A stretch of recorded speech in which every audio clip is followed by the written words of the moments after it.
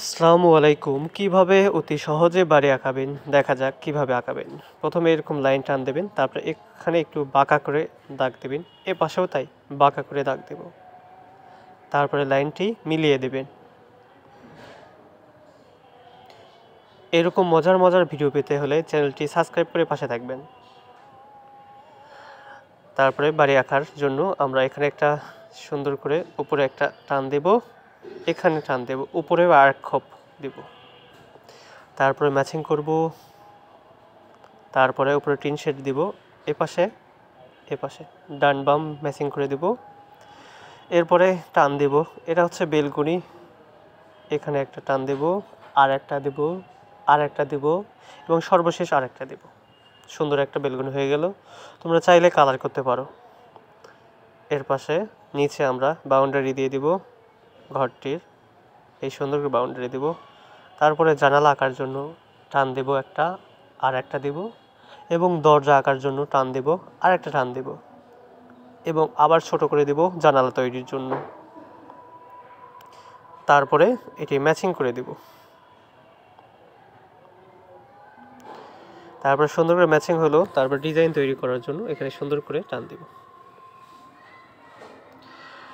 তারপরে আমি করব কি, উপরে একটা জানালা দেব, এখানে একটা জানালা দেব, এই পাশে সুন্দর করে জানালা দেওয়া হলে এখানে একটা গেট দেব। গেট দেওয়া শেষে আমরা এটি মাঝখানে টান দেব, এখানে গোল দেব, এখানেও তাই করব। ডিজাইন তোমরা চাইলে নানাবিধ করতে পারো। এখানে ঢেউ ঢেউ দেব যাতে এটি সুন্দরভাবে বোঝা যায় এটি কি চালা। এভাবে দিতে থাকব।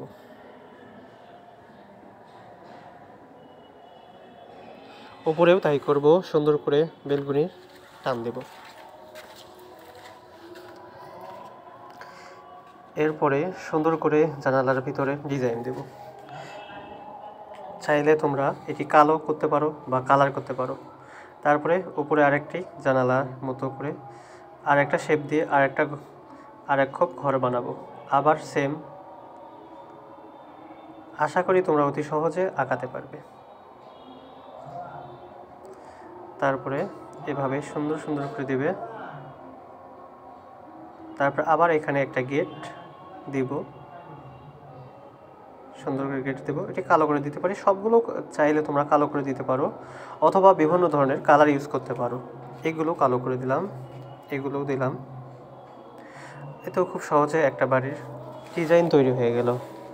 আশা করি আমাদের ভিডিওগুলো খুবই ভালো লাগে। ভালো লাগলে সাবস্ক্রাইব করে পাশে থাকবেন। আজ এ পর্যন্তই, দেখা হবে অন্য কোনো ভিডিওতে। আল্লাহ হাফেজ।